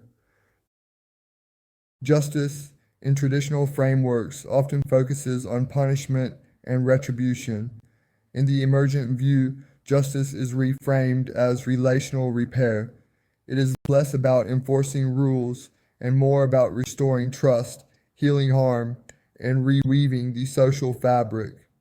Restorative justice practices, already gaining traction, reflect this shift. They prioritize dialogue over punishment, accountability over vengeance, and transformation over control. An emergent society deepens this practice by applying it across all systems: education, law, governance, even international relations. Justice becomes a form of collective healing. It asks not just who is to blame, but what conditions allowed harm to emerge, and how we can change those conditions together. Media, memory, and collective sense-making. In an age of information overload and polarization, the role of media becomes central to emergent society. Media is not simply a tool of communication. It is a space of sense-making, a shared interface where society reflects, interprets, and imagines itself. Emergent media is participatory, pluralistic, and slow. It values depth over speed, dialogue over outrage, and synthesis over division. It does not merely report events, it contextualizes them, it connects disparate narratives into a larger pattern of meaning. Such media invites citizens to become co-creators of collective memory. It supports critical literacy, digital wisdom, and the shared construction of understanding. In doing so, it helps a society stay coherent amid complexity. Introduction to Emergent Philosophy. Chapter 5. The Emergent Society. Conclusion. The society as a living system. To envision society as emergent is to move beyond the mechanics of policy and into the poetics of participation. It is to recognize that we are not separate from the structures we inhabit. We are always shaping and being shaped by them. Society is not a machine to be optimized, but a living system to be cultivated. And like any living system, it requires attention, care, and the freedom to evolve. We have explored how institutions, education, governance, economy, justice, and media can be reimagined through the lens of emergence. These are not separate silos, but interconnected domains that co-evolve with culture, identity, and consciousness. They are places where collective values become visible, where coherence is either cultivated or lost, and where new forms of life can begin to grow. An emergent society is not one that has all the answers. It is one that can ask better questions. It is not a society that seeks final stability, but one that learns how to stay in motion without losing its coherence. Cultivating coherence across complexity. One of the great challenges of our time is how to stay coherent in a world of increasing complexity. The traditional response has been to simplify, to divide, to control, but an emergent society offers another path.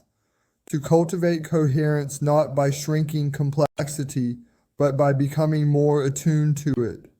This requires a shift in consciousness, a willingness to hold paradox, to navigate ambiguity, and to listen for patterns that do not yet have names. It requires trust in relational intelligence, in distributed leadership, in shared meaning-making. It is not a passive trust. It is an active participation. Coherence is not uniformity. It is harmony across difference. It is the capacity of a system to stay aligned while evolving. It is the ability of people to move together, not in lockstep, but in resonance. The role of each citizen.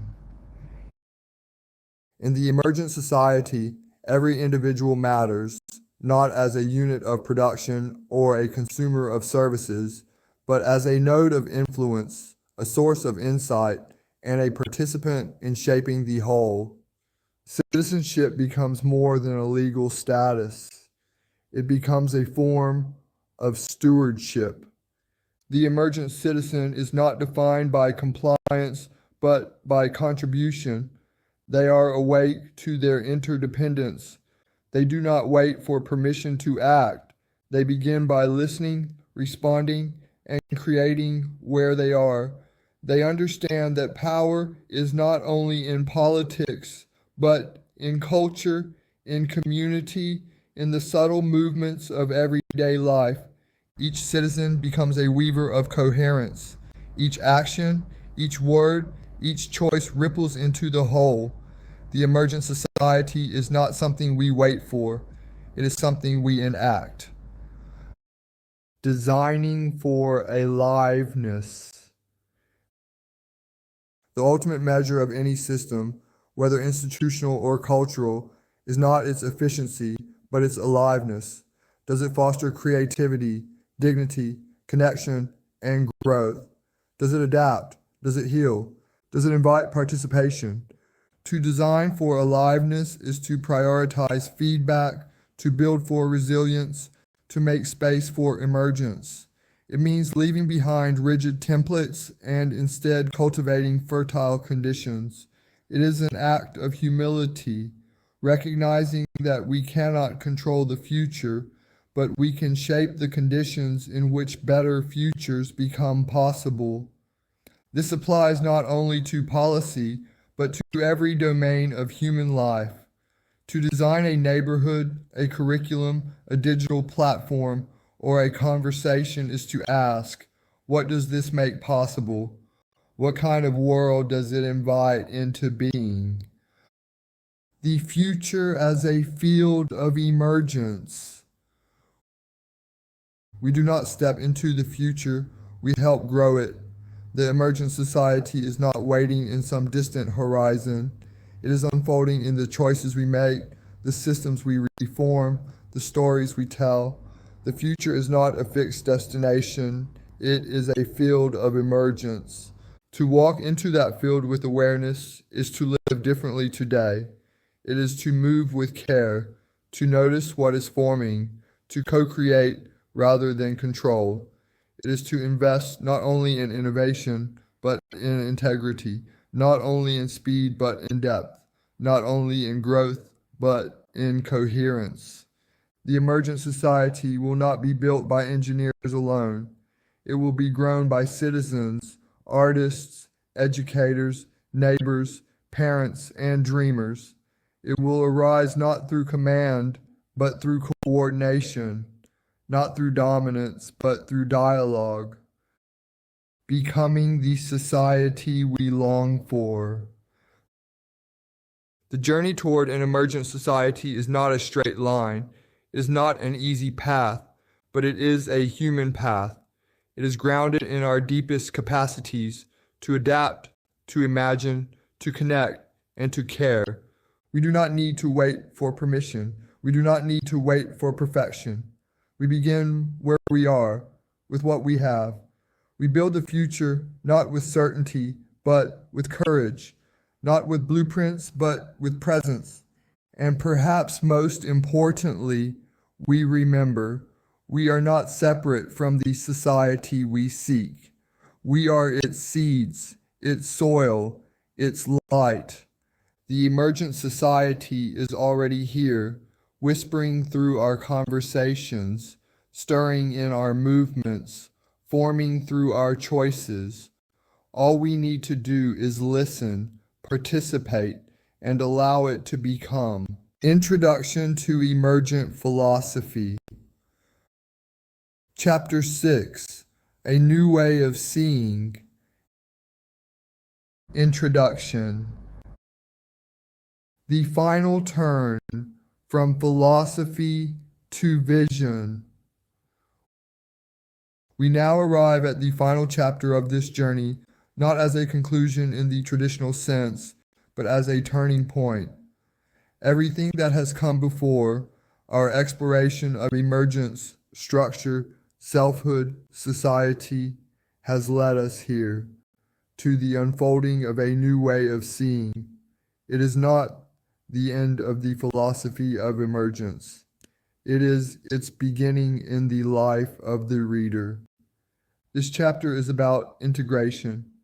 It is about vision. It is about seeing the world, the self, and the future through the eyes of emergence. And more importantly, it is about the kind of attention, awareness, and responsibility that such a vision requires. We are not merely reflecting on ideas, we are stepping into a new relationship with reality itself. Emergent philosophy has shown us that truth is a process, that meaning is co-created, that the self is a living system, and that society is a field of interdependent becoming. These insights are not isolated, they are synergistic. They combine into a deeper shift from a worldview based on control, separation, and certainty to one rooted in participation, relationality, and openness. This is not just a philosophy, It is a perceptual revolution, a new lens, a new ground beneath our thinking, one that honors complexity without collapsing into confusion, and that finds clarity not in finality but in coherence over time. The old paradigm, certainty, control, and separation. For centuries, our dominant ways of knowing and organizing life have been grounded in a mechanistic view of the world. We have imagined ourselves as observers, detached from nature and each other. We have reduced knowledge to information, ethics to rules, and identity to categories. In doing so, we gained power, but we lost depth. This old paradigm brought us great achievements, science, technology, industry, but it also brought fragmentation, disconnection, and ecological collapse. It created systems that are efficient but inhuman, fast but fragile. It shaped institutions that solve problems in theory but perpetuate suffering in practice. And now those systems are beginning to break down, not because they are evil, but because they are incomplete. They cannot hold the fullness of life. They were never meant to. The new paradigm, participation, pattern, and becoming. To see with emergent eyes is to step into a new paradigm, one that does not reject the old, but transcends and includes it. It does not throw away structure or science or logic. It simply roots them in something deeper: relationship, pattern, movement, context, meaning. This new way of seeing recognizes that knowledge emerges through participation, not detachment, that identity is shaped by relationship, not isolation, that truth is not a static object, but a dynamic unfolding, that ethics must adapt without losing integrity, that systems must grow, not merely function. It is a vision of life as interwoven, alive, and responsive. It sees coherence where others see chaos. It finds hope not in prediction, but in presence. The practice of perception. Seeing emergently is not a belief, it is a practice. It is something we cultivate. It begins with attention. It deepens through reflection. It becomes real through action. This chapter is an invitation to practice that perception, to move through the world with a new sensitivity to what is forming, shifting, and becoming.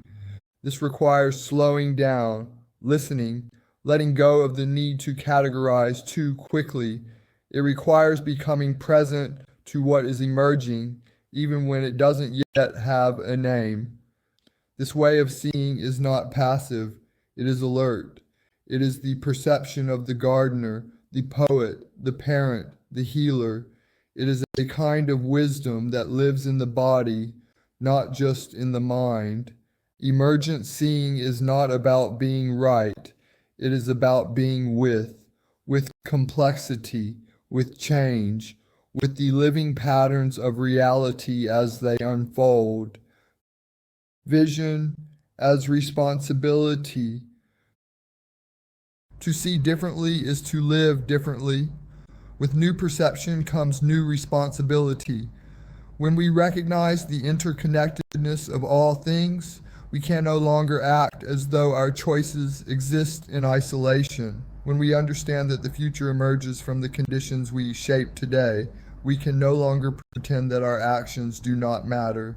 Emergent philosophy calls us not just to think differently, but to participate differently, to build differently, to relate differently, to live with awareness that every moment is part of something larger, that we are not just observers, we are pattern makers, meaning makers, world builders.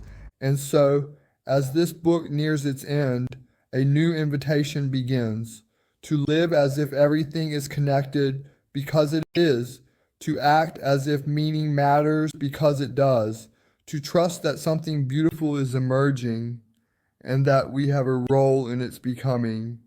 This is not the end. It is a new way of beginning. Introduction to Emergent Philosophy. Chapter 6, A New Way of Seeing. Middle, the pattern nature of reality.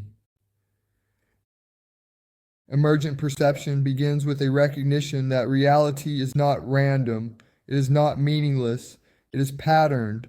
These patterns are not always symmetrical or predictable, but they are coherent. They are not imposed from above, but arise through the interaction of forces, feedback loops, rhythms, tensions, synergies. To see with emergent eyes is to tune into those patterns, to sense what is forming beneath the surface of things. This attunement is the basis of all wisdom traditions. It is the reason poets, mystics, scientists, and elders throughout time have spoken in metaphors drawn from nature. The spirals of galaxies echo in seashells. The growth of forests mirrors the unfolding of ideas. Our emotions ripple like weather. Our relationships form constellations. Emergent seeing reconnects us with these layers. It invites us to move beyond abstraction and into pattern literacy, the embodied capacity to notice, interpret, and respond to what is alive and in motion. Seeing the world as a living text. To see the world emergently is to read it like a living text. Everything speaks if we know how to listen. Trees speak in seasons, cities speak in flows, cultures speak in rituals, bodies speak in sensations. Silence, too, is a kind of speech. This mode of perception is not about decoding secret messages. It is about cultivating presence. It is about learning to dwell in the unfolding, to interpret not through fixed symbols, but through dynamic relationship. It is a form of reverence, not romanticism, but real attentive care. A society that learns to see this way begins to change. It designs differently, it speaks differently, it moves differently, not because it adopts new slogans, but because its perception has changed. What we see determines what we build. What we notice determines what we value. From reactive thought to reflective awareness. The old mode of thought is reactive. It seeks to solve, to fix, to dominate. It responds to uncertainty with control. It sees complexity as a threat. But emergent seeing is reflective. It responds to uncertainty with curiosity. It allows ambiguity to ripen into insight. It holds the tension long enough for something new to appear. This shift from reactivity to reflectivity is not merely intellectual, it is emotional, social, spiritual. It means being able to pause before reacting, to listen for the deeper pattern, to sense what is emerging before trying to define it. It is a more humane way of engaging not only with ideas but with people. When we practice reflective awareness, we begin to see each person not as a role or opinion, but as a living complexity. We make space for contradiction, for vulnerability, for mystery. We relate not to what someone says, but to what they are becoming. The expansion of time. Emergent perception stretches our sense of time. It teaches us to see in longer arcs. Instead of demanding immediate results, we begin to ask, what is growing here? What is ripening beneath the surface? What seeds were planted long ago? And what fruit might they yet bear? This expanded time awareness is crucial for resilience, creativity, and care. It helps us move beyond crisis thinking. It allows us to invest in what will take generations to bloom. It lets us value slowness, gestation, and depth. It also helps us hold our place in history, not as passive recipients or isolated actors, but as co-participants in a story much larger than ourselves. We begin to understand that emergence happens over time, and that our task is not to force it, but to hold the space for it. The moral dimension of perception. Perception is not neutral. What we see determines what we protect. If we see the world as inert, we treat it as disposable. If we see people as categories, we treat them as expendable. But if we see the world as alive, we begin to care. If we see others as complex and becoming, we begin to respond with empathy. Emergent seeing is a moral act. It is not just about new insights, it is about new forms of love. It invites us into a deeper responsibility for the life around us. It challenges us to see not only what is visible, but what is possible. This is why the philosophy of emergence matters. It is not a set of theories. It is a way of returning to what matters most. It is a framework that teaches us to notice better, and in doing so, to live better, training the eye, shaping the world. Just as a photographer trains the eye to find beauty, or a dancer trains the body to feel rhythm, we can train ourselves to see emergently. This is not about effortful analysis. It is about cultivating new habits of awareness. It is about learning to dwell in the in-between spaces, to become comfortable with the not yet known. This practice is both personal and collective. It is about how we see ourselves, how we see others, and how we see the systems we're a part of. When we shift our perception, the world begins to shift with us, not because reality has changed, but because we are now seeing more of it. And when we see more, we can care more, connect more, and create more. Emergent seeing is the foundation of emergent action, and it begins now, in the way we listen, the way we speak, the way we notice what is unfolding around us. Introduction to Emergent Philosophy. Chapter 6, A New Way of Seeing. Conclusion. The invitation to participate. We end where we began, in the midst of something unfolding. Emergent philosophy does not offer a final doctrine. It offers a threshold, a beginning, a call to awaken a new mode of perception, a way of being in the world that is alert, responsive, and alive.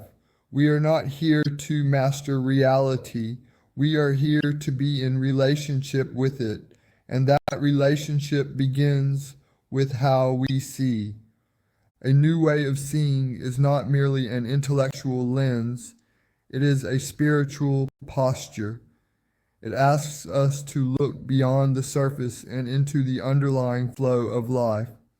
It trains our awareness to notice the subtle, the becoming, the not yet articulated. It asks us to meet the world not with certainty, but with presence, not with fixed answers, but with living questions. This is an invitation to become philosophers in the truest sense, not experts, but lovers of wisdom, not distant theorists, but embedded participants, not detached minds, but whole human beings whose way of seeing shapes the way of life. A future that emerges with us. We often speak of the future as if it were something that happens to us, but emergent philosophy reminds us that the future is something we generate. Every perception we refine, Every pattern we recognize, every choice we make contributes to what becomes. The future is not a destination, it is an emergence, and we are the conditions in which it arises. This means we carry immense power, not the power to control, but the power to shape. We shape the future through our conversations, our relationships, our institutions, our art, through how we show up in a moment of tension, through how we treat the people we disagree with, through how we hold space for new things to grow. The greatest shifts often begin in quiet perception, the first glimmer of possibility, the subtle realization that it doesn't have to be this way. From that small rupture, a whole new world can take root. Emergence is not passive. To live emergently is not to drift, it is to engage. It is to take responsibility, not by seizing control, but by becoming stewards of what wants to unfold. This is a call to participate in the deep patterns of change with clarity, courage, and care. Emergence is not an excuse to wait for things to happen. It is a reason to show up differently, to notice, to listen, to co-create. It is not a retreat from action. It is a refinement of it. Action that is rooted in perception, action that grows from relationship, action that aligns with the grain of becoming. This philosophy is not passive. It is participatory. It is praxis. It demands not only thought, but commitment, not only vision, but presence, not only understanding, but transformation. The responsibility of seeing. Now that you have seen, truly seen, the world as patterned, living, and in motion, you cannot unsee it. You cannot return to a world of flat categories and static truths. You have stepped into a deeper awareness. You are now part of something larger, the reawakening of relational intelligence, the restoration of meaning, the re-enchantment of the world. This awareness brings with it a responsibility to help others see, not by persuading or preaching, but by embodying, by living with such coherence, humility, and grace that others feel the invitation to perceive more deeply. This is how emergent culture grows, not through conversion, but through resonance. Each of us becomes a lens through which the world is revealed. Each of us becomes a steward of emergence. The work begins here. This book is not a destination. It is a compass. It is a spark. It is a beginning. The philosophy of emergence is not something to merely understand. It is something to live, to practice, to develop, to evolve. So the invitation is simple and powerful. Let this way of seeing shape your life. Let it shape how you think, how you relate, how you build, how you love, how you serve. Let it shape the questions you ask and the patterns you follow. Let it open you to the mystery and beauty of a world that is always in the process of becoming. The future of emergent philosophy is not written in these pages. It is written in you, in your experiments, in your reflections, in your communities, in your courage to live differently. There is no path ahead, only possibility. There is no final answer, only deepening inquiry. There is no single truth, only growing coherence. May you become a light in the unfolding. May you notice what others miss. May you create what only you can see.